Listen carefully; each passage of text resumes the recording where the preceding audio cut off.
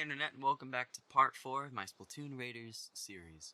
Today we're going to continue where we left off, and I did do a little bit of off-camera work. I mentioned that in the last video. Just a little bit of stuff, mostly dungeons. But I think we're about ready to go back in and finish up the Unyaring Buried Ruins. Let's see. Alright.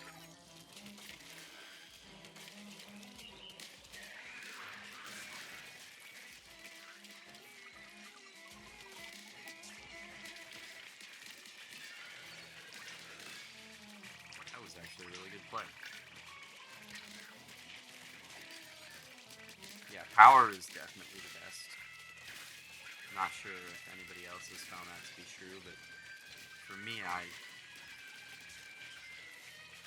think it's just like night and day. It's crazy.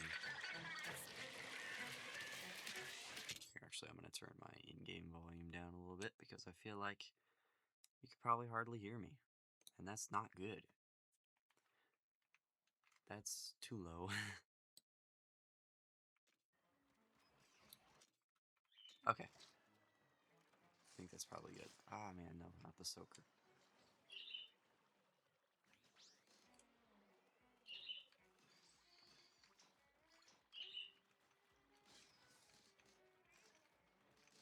I think we should be able to beat this. I could be wrong. Oh, jeez. Yeah, here we go. There we go. Nice and easy.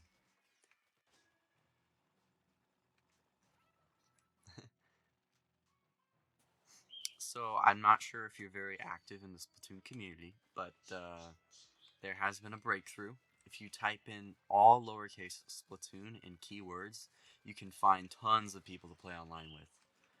This is great because there is no matchmaking option in this game, which is baffling.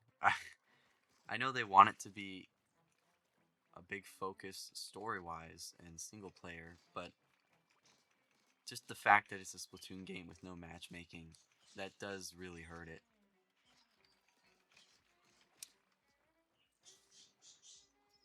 And I'm just glad to see that. And I've tested it myself. I played with people for a couple hours, and it worked great. I mean, there are a bit of kinks. Like, it's definitely more tailored to a small knit group of pupils.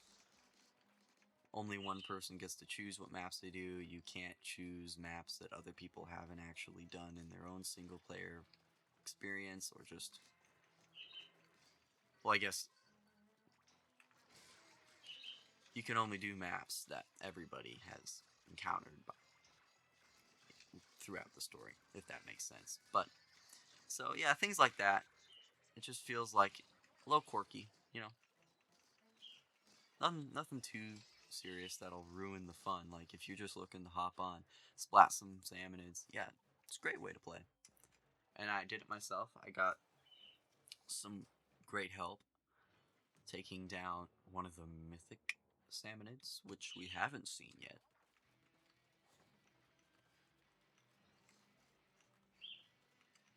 Oh yeah. Oh yeah, we're cruising. Oh, this is too easy. Oh jeez. I'm getting a little nervous. Oh, he's fast. Alright, so I did not die there. That was not me.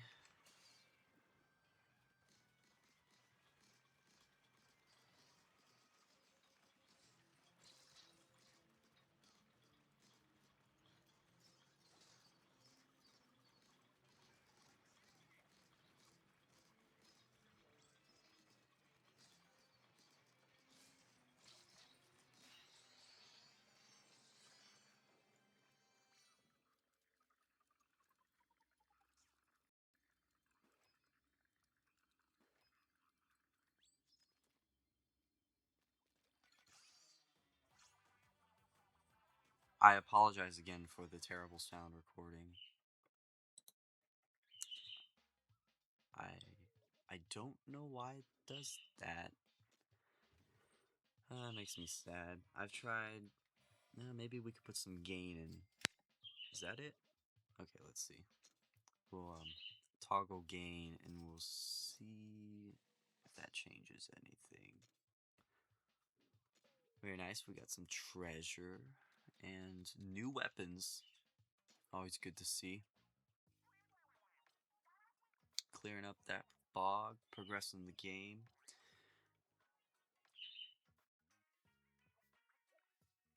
Someone's caught on the bot leg. Who could that be? Oh, it's an extra treasure.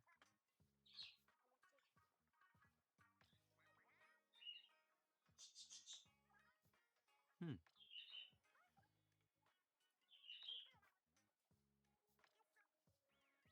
that's cool. The lore in this game does not disappoint.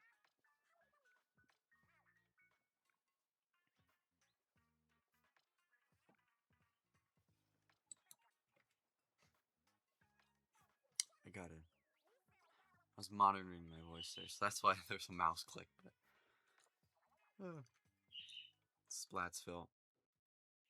Yeah, it is pretty nice how we're finally paying back all the damage done to Splatsville via Big Run, which Big Run was really fun.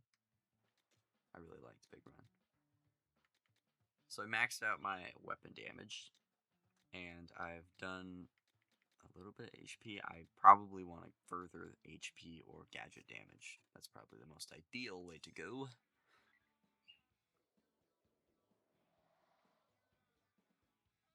Alright. Yeah, so this game is actually a very quick one if you know what you're doing. I used to see speed runs day one where they'd say 5 hours, 4 hours. I'm like, what are you talking about?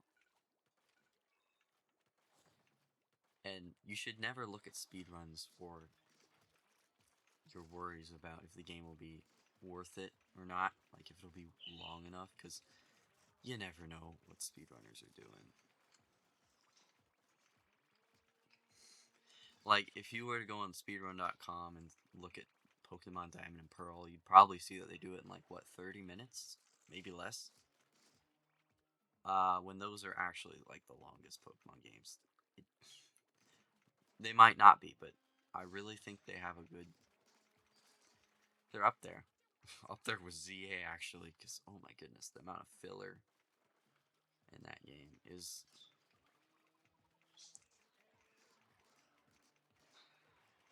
It's, it's a bit much sometimes.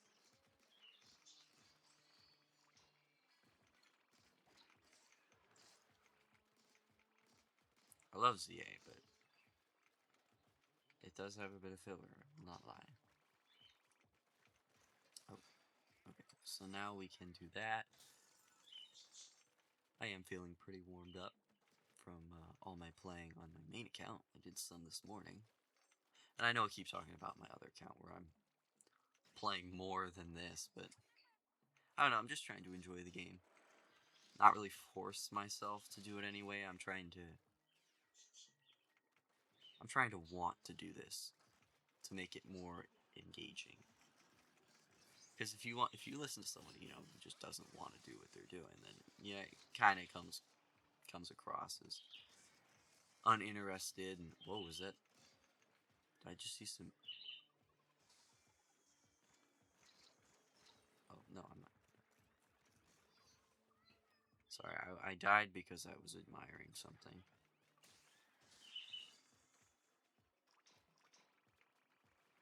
Okay, we gotta kill the moths and the flyfish. Oh,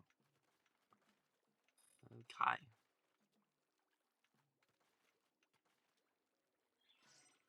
These levels, I think I mentioned before, not my favorite. They're um they're just the linear versions of another type of level where you mine the huge crystal after collecting enough power eggs, and you go around and get tons of different little crystals, and that's what this is, but in a very linear sort of way. And I gotta say, I do like how there's like an actual boss at the end of these levels. Like up here, you'll see it's a pretty big horde with probably a seasoned Salmonid. Yeah. The minced scrapper, I think.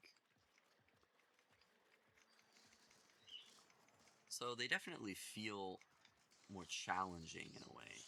They feel more focused. And I admire them for that, I do. I still prefer the open-ended versions. So I think these are called soakers. I really like their design. Excited to see what they come up with for Splatoon 4. Because these Salmonid designs are killer. Alright, and that's this level. And we leveled up. So hey, that's always nice. Level 14. I know I said I would get to level 15, but I didn't find that necessary.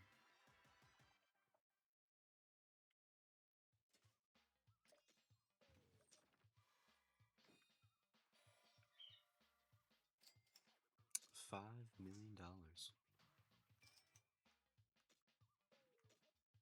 I wish I could just go treasure hunting, splat salmonids, and get $5 million. You kidding? That's a dream job.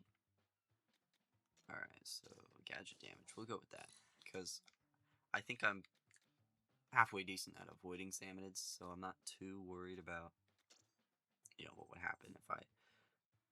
There are definitely scenes, and you've seen where I got cornered, but, no, I think overall I'm decent at escaping salmonids. So that's why we're going with gadget damage. Heave ho! Yes, put your back into it, big man.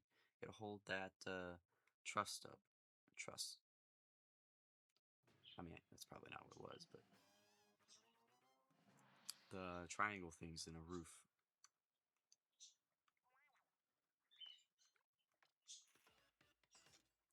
So I'm not sure what that does, honestly.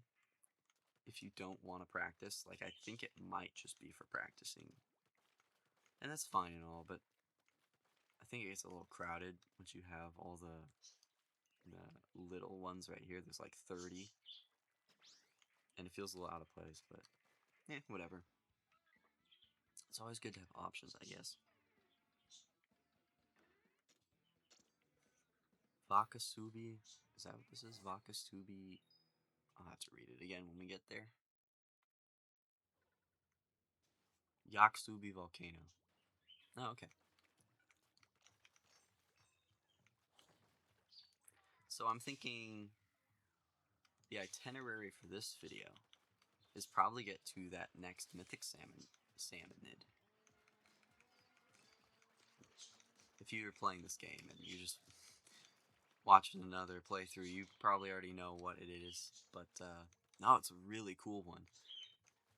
And I think it's weird because the last one, it almost looked like it had clear inspiration from the Salvinator. But with this upcoming one, I can't really tell what their inspiration was for it. If they tried to take another Salmonid's design, either boss or lesser, and turn it into a mythic Salmonid, I'm not sure. The last one very much looked like the Salvinator to me, but this one, I don't know. Oh, my cat. He's probably gonna meow. Oh, Toby. Yes. I have the most adorable cat in the world.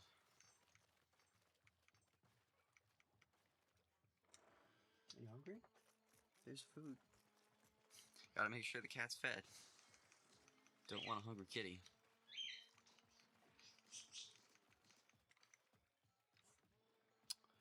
Alright, let's get these. Honestly, I forget what they're called. Hey, I remember the scrapper though. That's enough. That's enough.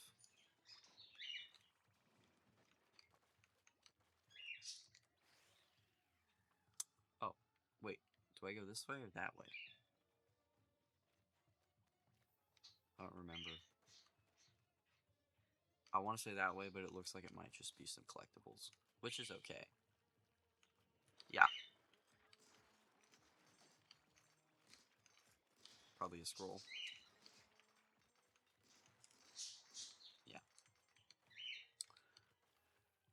Not a bad thing. I will say you probably are going to need all the compasses that you can find, and they're not exactly as optional as you might think. I mean, unless you're just the most professional salmon run player ever, you're probably really going to appreciate having compasses because they're free skill points, and they're not usually too difficult. There's a few of them challenges that are questionably hard. There's a maze with steel eels. I think that's what they're called again. But and oh my, you don't get any weapons. You can't swim through ink. You just have to run, and there becomes an insane amount of steel eels in the maze, and you have to solve the maze while being hunted by like 5 different steel eels in these tight spaces, and it's intense. Just feels like a very refined experience, this whole game. And you can really tell that with the dungeons that you get from the compasses. Another item, probably a compass. I'll take my own advice and nab the compass. And yeah, here's the final fight of this level. This is a very memorable staircase, or like a slope.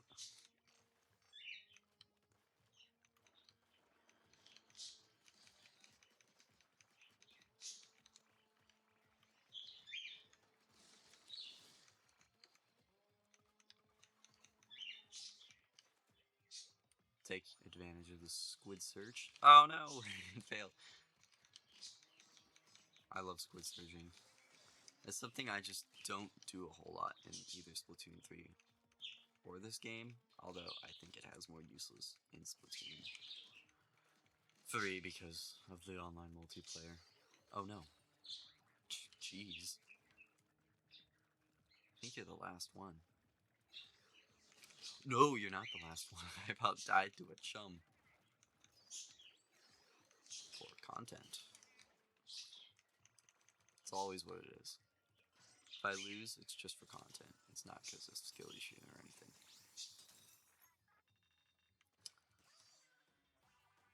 Very nice. I'm gonna close that door again because the birds are chirping. So, I've tried to compare this game to Monster Hunter. And it is and it isn't. For one, it's a lot less hardcore. In a way. It's much more forgiving, and the sense of progression is an improvement tenfold. Did I level up? I don't think I did. I should probably check, though. That extra gadget damage could be nifty. No, I didn't. See, I'm forgetting. No, it's okay.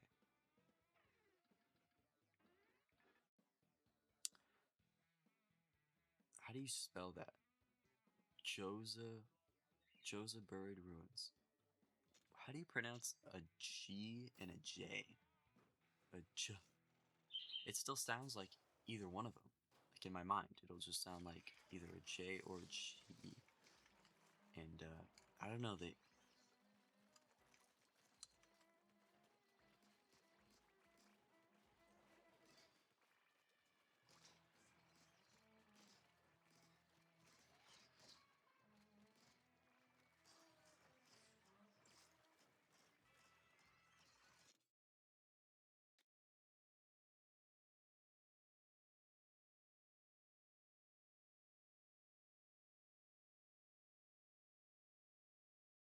We good? Okay, we're good. Blasted microphone. I don't even know what the problem is.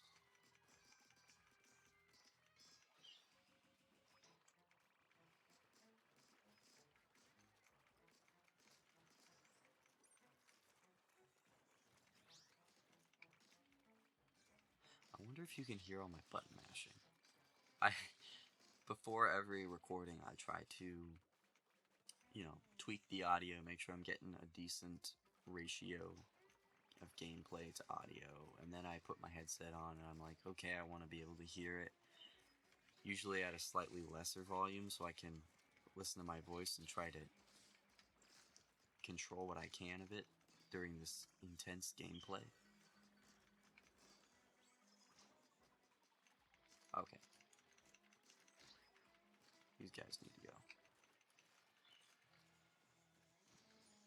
This is probably it. Wow. Alright. So that could mean a number of things. I could be not ready. Or I could be ill-equipped. I think it might be the latter of the two.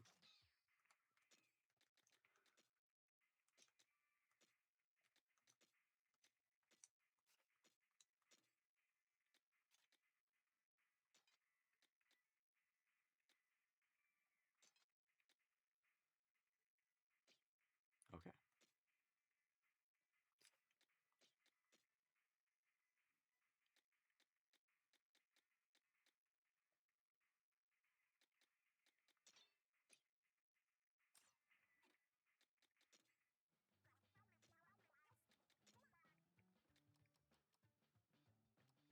There we go.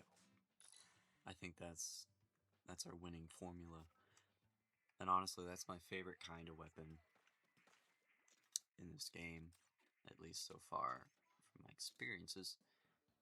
And I know we're kind of skipping a bit of a level gap. This is a level 20 raid and we are level 14. I love the range on this thing.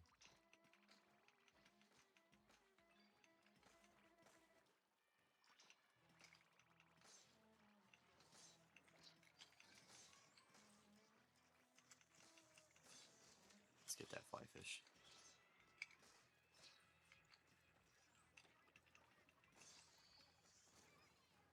Dang. Oh, I'll get it.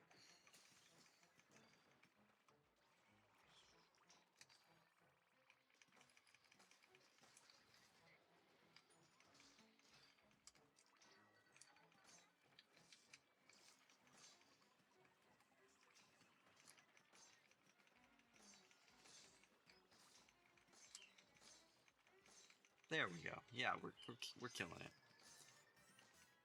And we leveled up. Always fun. There we go. Then we get... Wait, where'd the fly fish go?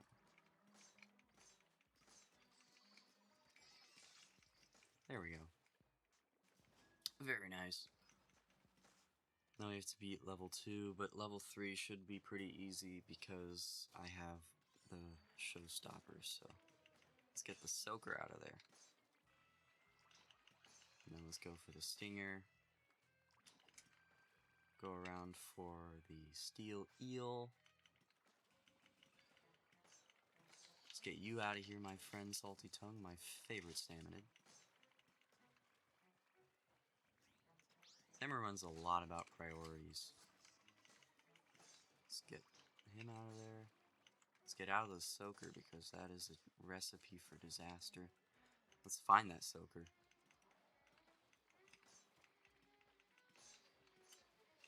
Let's get him killed. Let's get that.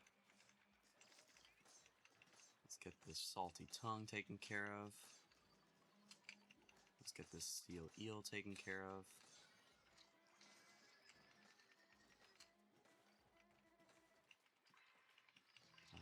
Oh my goodness. Okay, I got splatted. Okay, I can do this. I just need...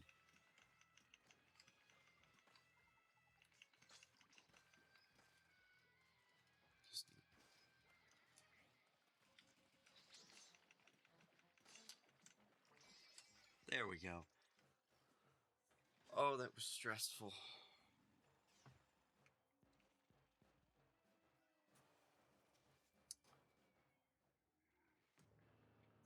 Alright, now we go all out.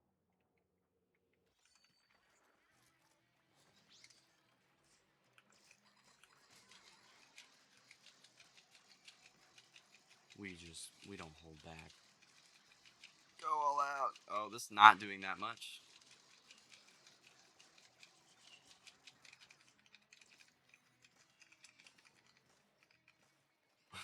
Oh no.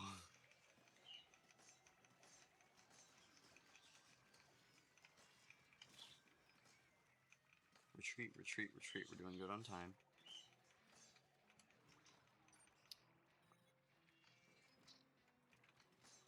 Oh no.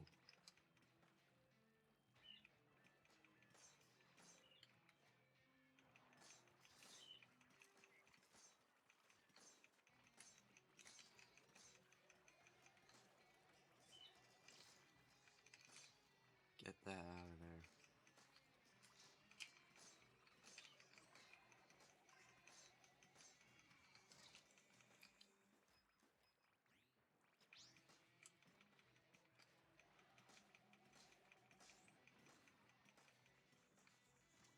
If you can't tell, I'm like stressing out.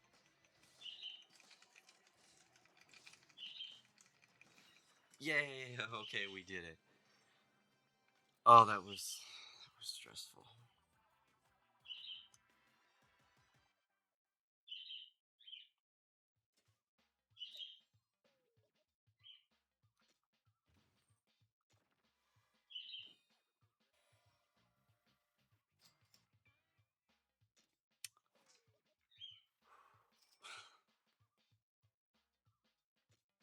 That's stressful. Oh wow. Wow.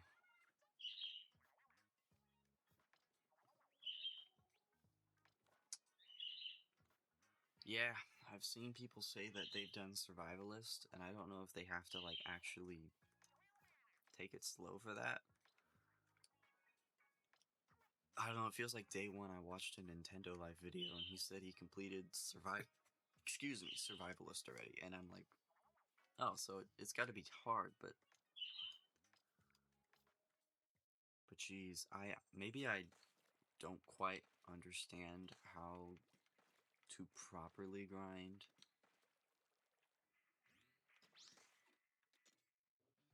I've kind of just been doing it in a weird way, but man, ooh,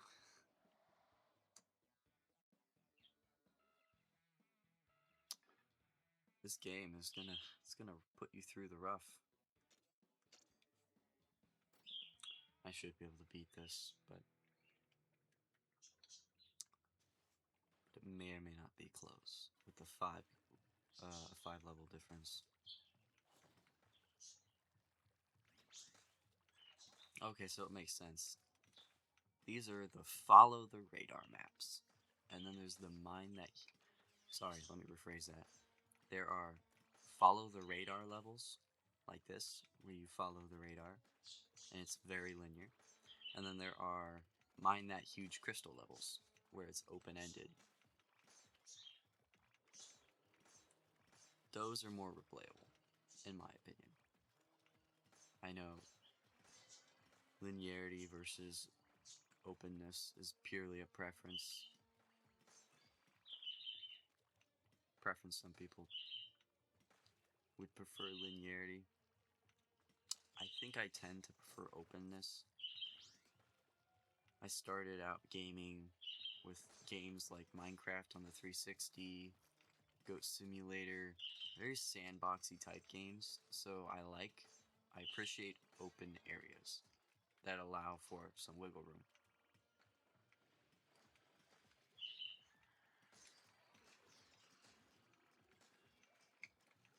And that is a great example I have of that is, oh my goodness. If you've ever played Five Nights at Freddy's Security Breach, you know that place is just massive. The Mega Pizzaplex is it's stunning. And the new game that came out, well, it's not exactly new. It came out just last year, maybe summer of it, I think. But it released on Switch in last fall. Secret of the Mimic. That game was so linear. And it had just enough backtracking, like once you beat the game, you could start New Game Plus, and then there were secrets you could find, and you could get a third ending, or second ending, which first time around you could probably get both 1 and 2, but if you played it again, you could find every collectible and activate the secret third ending, and that was fun. I really do appreciate having sophisticated linear games. I do. But the replayability is, I don't know, in a way it's, it's better because every time you play, you know what to expect. A great example of sort of a hybrid linear game versus semi-open is Pokemon Ultra Sun and Ultra Moon. You have your routes. Oh no. You're going to be exploring places that are relatively open. Oh no. Oh, I remember this. I did this on my main playthrough, and I had to get up here, and then when I was at 5, it's at least 4. We're just gonna. Yeah, that was 4.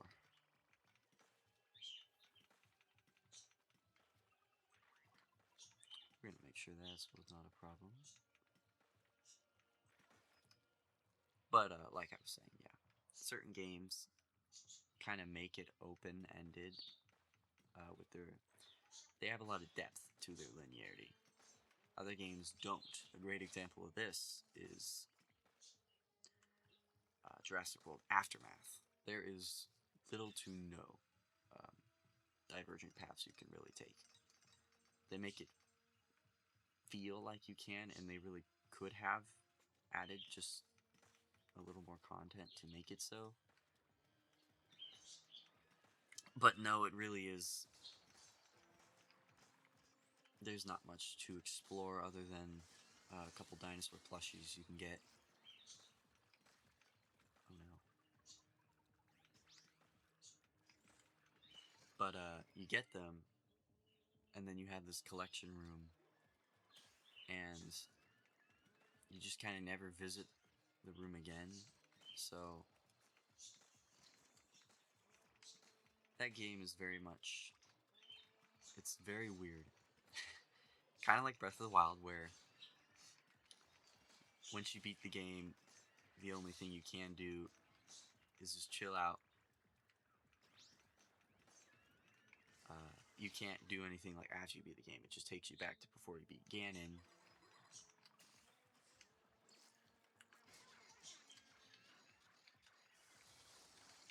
And in the case of Jurassic World Aftermath,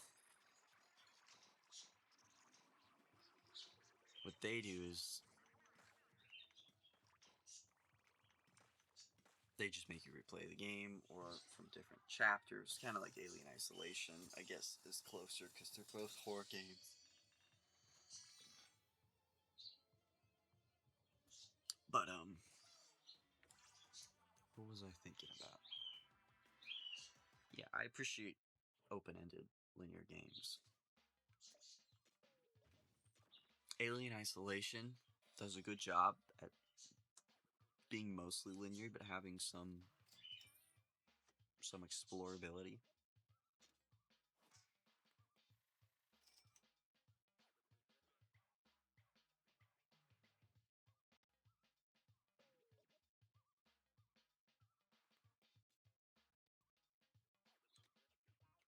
Sorry about that. What I was saying is, you're not very likely to explore much if you're just playing for the first time because that game is brutal. I don't think it's a great first time horror game. I think it's honestly next level, if not elite horror game material. It's not for the faint of heart. Honestly, it might be the most terrifying core game I could recommend, so. I think a good entry horror game is probably Security Breach. Honestly, Security Breach, Secret of the Mimic, Alien Isolation is a steady path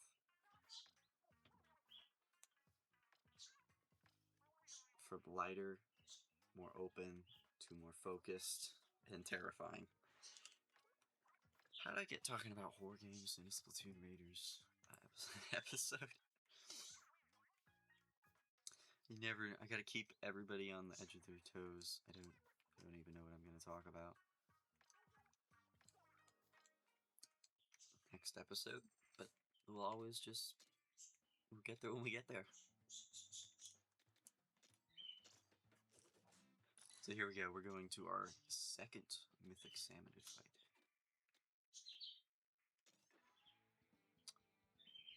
And I do apologize if I'm saying mystic. I feel like I might have said mystic before. No, it's mythic. It's mythic, alright. Here we go. Oh, I'm gonna be quiet because this is really cool.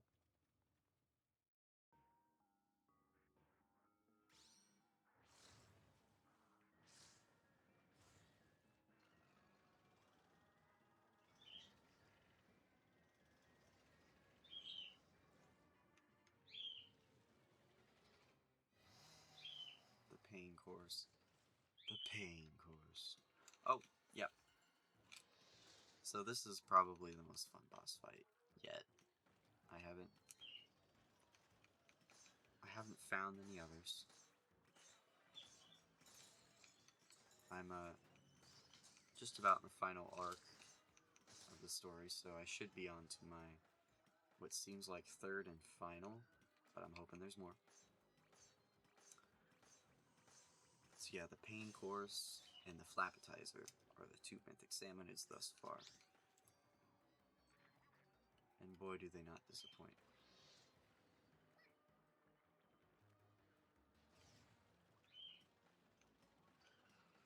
This one's easier than...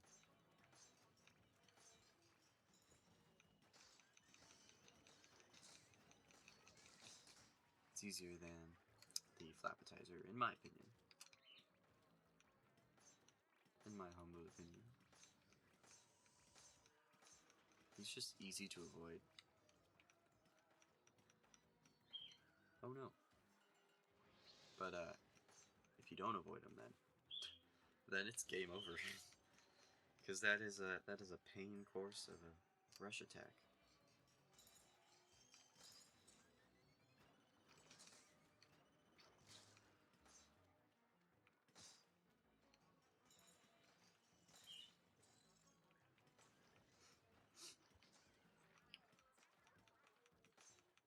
I like sending them back.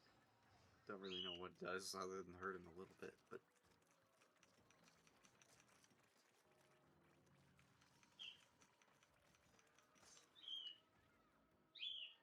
So this might be a variation of the steel eel. That was my first thought when I thought to myself, is this inspired by another Salmonid? I was like, oh yeah, the flappetizer was the Salvinator, and the pain course is steel eel. I don't know how much I agree with that anymore. He probably is, but... Toby? Oh my gosh. My cat. Oh, I really should edit that out.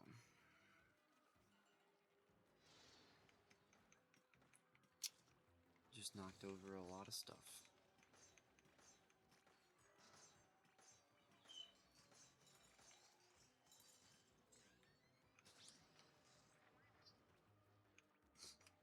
So you may be wondering why I'm not really going all out on this, guys, because most of the damage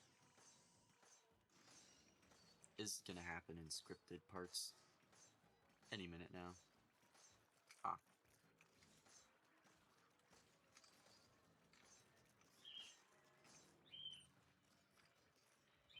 now we'll get to the scripted segment. Ah, here we go. So you'll want to get in the center because he's gonna really tighten his grip on the place. What?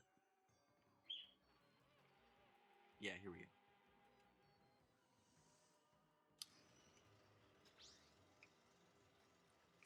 I have most of this place inked, so I'm not really worried.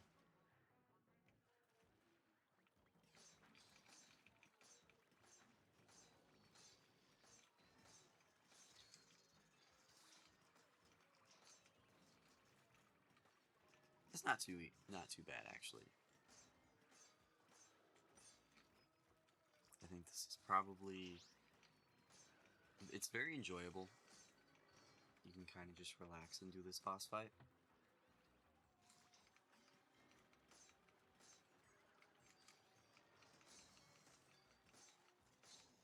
It doesn't give bad XP, so it's, you know, it's totally up to you if you want to do it, but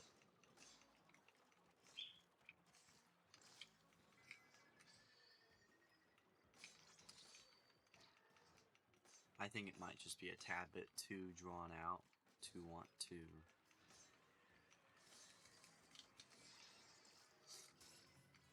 farm it. So here we got our drill attack.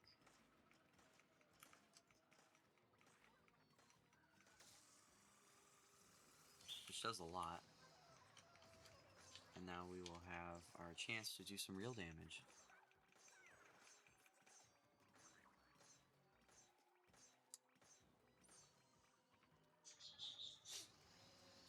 It's just a long fight, no matter what you do.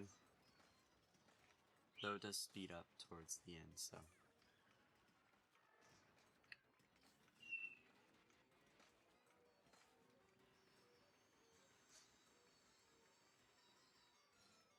Never really got me. It's not a very hard move to avoid. Just keeping it chill. Oh, that is the most deadly thing this guy can do, though. Gotta keep that paint control, you know, turf control. If you can, shoot these back, I guess. I guess that is a good idea.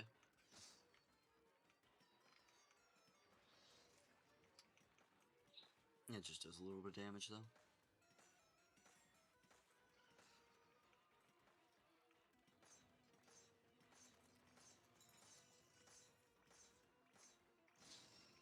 Oh. I had no clue that would hurt as much as that did. I've never been hit by his tire.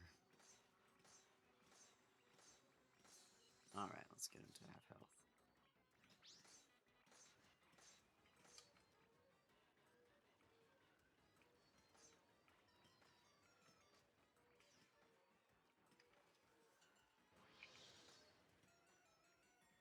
One of the coolest bosses I've ever fought in a game, though.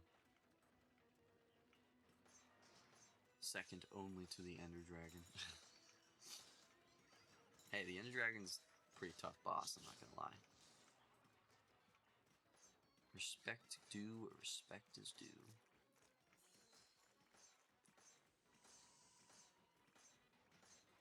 So hopefully we'll trigger his next phase.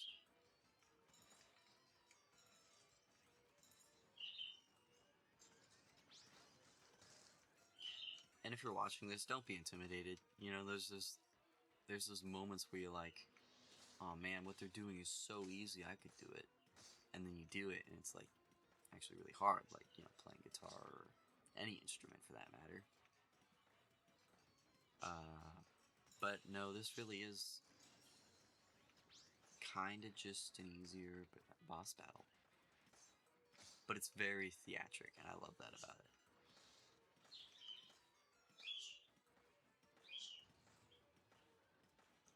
I might use these weapons in Splatoon 3 now. These blasters. Semi-automatic blasters, that is. They're not half bad. This game may have changed my main. Or my preferred set of weapons I use. Alright, this that salty tongue out of there.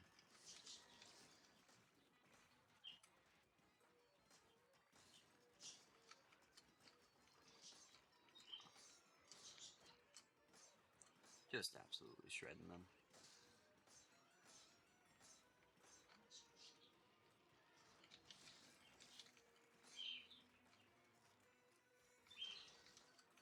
Not a worry in the world there.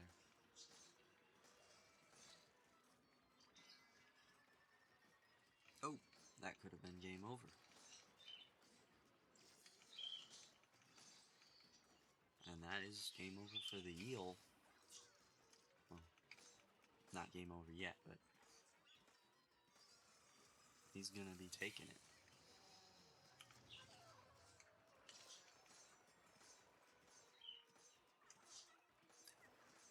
Just got one more phase.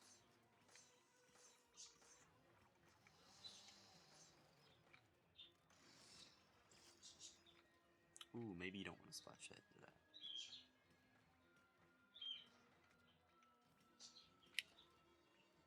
Okay, so I'm like 90% sure the issue with my microphone is peaking. Oh shoot, I forgot it moves. Which I've said before, but it's just actually kind of like a skill in its own to not peak your microphone in a high intensity game like this.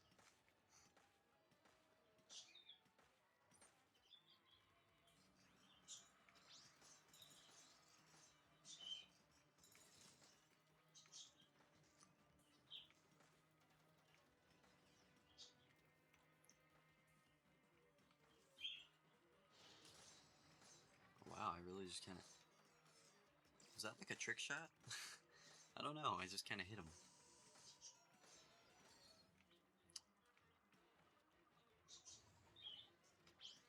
That felt pretty good though. I stopped him right in his tracks.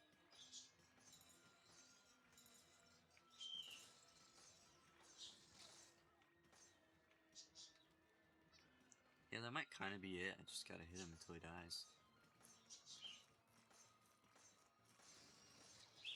Jeez, the wheel.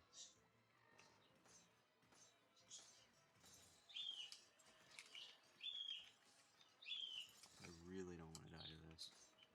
Because it's easy. Oh. Interesting. This might be the most unique battle I've ever had with him. I think it's my third or fourth battle with him.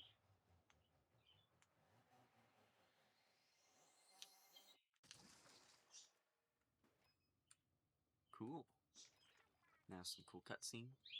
Which, actually, real quick, I'm going to turn my mic down so that you can hear it and not hear the birds chirp.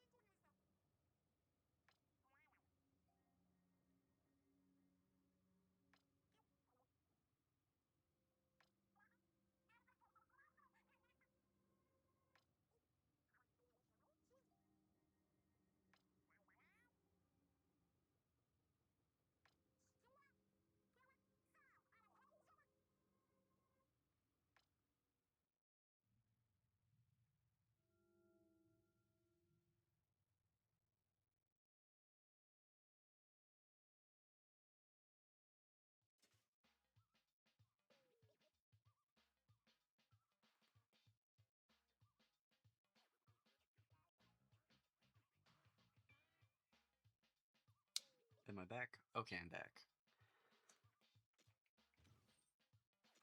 I'm gonna start doing that from now on whenever there's an important story beat going on. I'll just mute myself. How do those two mix? Huh. Alright. It's extra money for me, I guess. I'm not gonna complain about that. Got some goodies.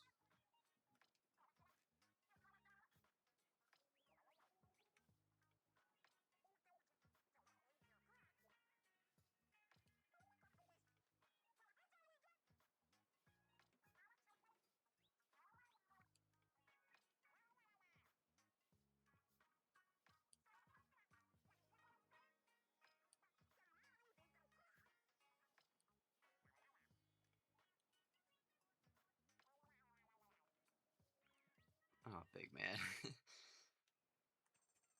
I feel like stating again that this game has amazing cutscenes.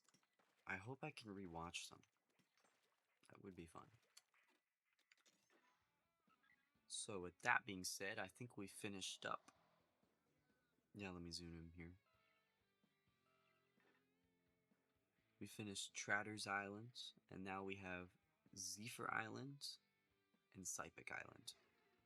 But I'll save that for part 5 and beyond. So until next time, my friends, stay fresh.